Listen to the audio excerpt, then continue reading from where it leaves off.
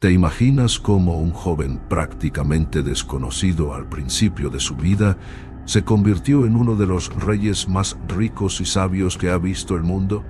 Salomón, hijo del gran rey David, no solo heredó un poderoso trono, sino que construyó un imperio de tal prosperidad que su fama se extendió más allá de las fronteras de Israel.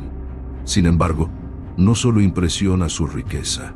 Su nombre está rodeado de misteriosas historias y leyendas que lo involucran en prácticas que van desde el control de espíritus hasta rituales místicos. ¿Cómo es posible que un joven que apenas aparece en los textos hasta el final de la vida de David se convirtiera en uno de los mayores monarcas de la historia? ¿Y qué hizo a Salomón tan especial para que se le recuerde tanto en las Escrituras como en relatos ajenos a la Biblia? La respuesta comienza con la promesa de Dios a David de que su hijo reinaría en su lugar y se confirma en la habilidad de Salomón para gestionar conflictos y alianzas. La sabiduría que le concedió el Señor le permitió resolver los problemas con justicia, pero también fue esencial para expandir el poder y la influencia de Israel de un modo inimaginable para la época. Aunque su nombre se menciona unas 300 veces en el Antiguo Testamento y en 12 ocasiones en el Nuevo Testamento, Salomón es más conocido por 3 grandes hitos: su sabiduría, su riqueza sin igual y, sobre todo, la construcción del magnífico Templo de Jerusalén. Durante los 40 años que gobernó Israel, entre el 971 y el 931 a.C., Salomón llevó a cabo reformas administrativas, políticas y militares que fortalecieron su reino de forma impresionante. Sus acuerdos diplomáticos y comerciales transformaron la nación en un centro económico, con una riqueza nunca vista. Sin embargo, su ascenso al poder no estuvo exento de dificultades. Antes de su coronación, su hermanastro Adonías intentó usurpar el trono. Solo gracias a la intervención de su madre, Betsabé, y del profeta Natán, Salomón pudo ser coronado rey de Israel a una edad temprana. El comercio marítimo fue sin duda una de las mayores fuentes de riqueza durante el reinado de Salomón. Sus barcos surcaban los mares, llegando a regiones lejanas como Ofir, trayendo oro, plata, marfil y animales exóticos. Estos viajes podían durar hasta 3 años, pero los ingresos generados eran impresionantes.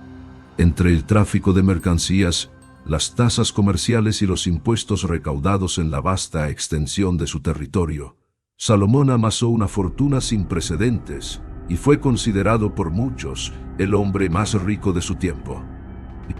Entre los grandes logros de Salomón, destaca el Templo de Jerusalén.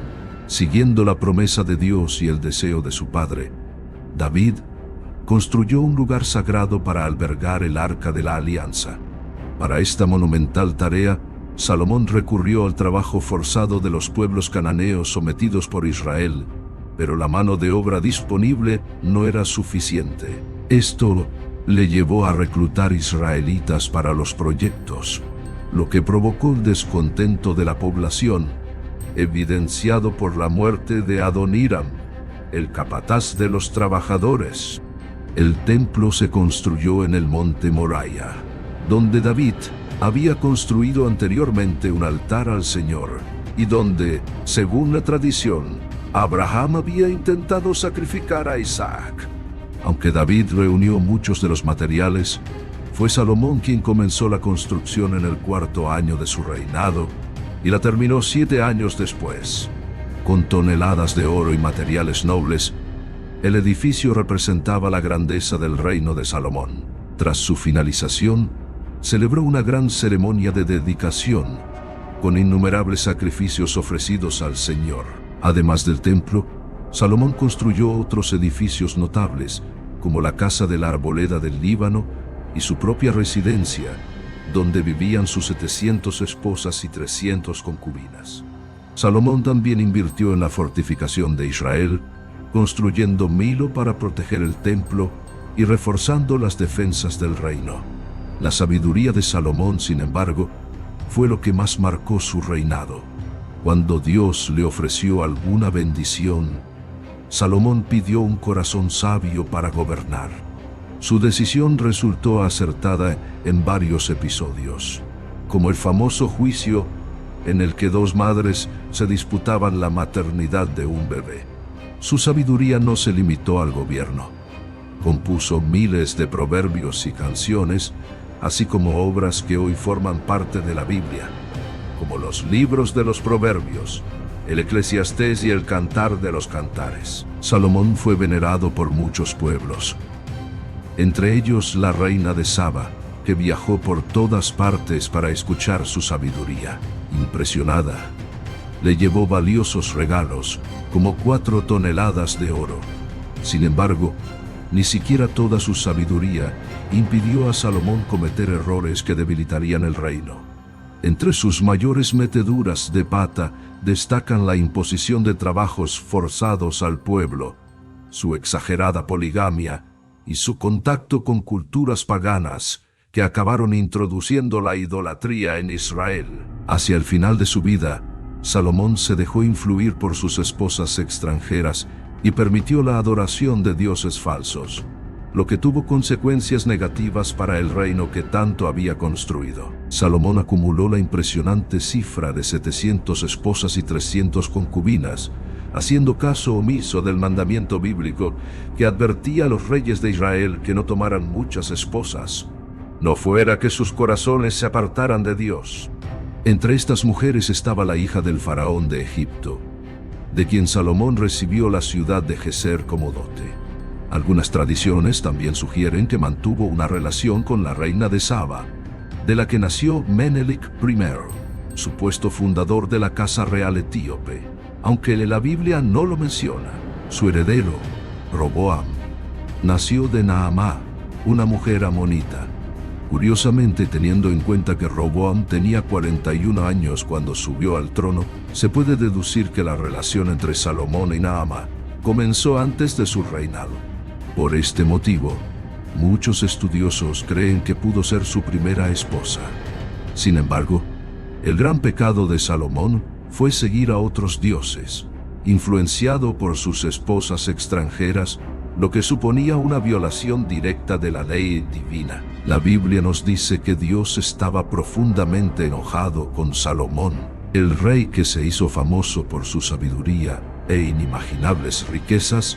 Irónicamente, se enfrentó a la decadencia espiritual porque no supo permanecer fiel a Dios. En su misericordia, el Señor no le quitó el reino a Salomón durante su vida, por amor a David, sino que determinó que el castigo vendría después de su muerte.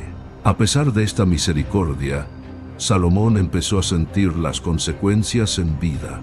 Enemigos como Hadad el edomita y Esón el arameo surgieron como amenazas a su reino. Sin embargo, el mayor oponente fue Jeroboam, quien, durante el reinado de Roboam, dividiría el reino de Israel y se convertiría en el líder de las tribus del norte.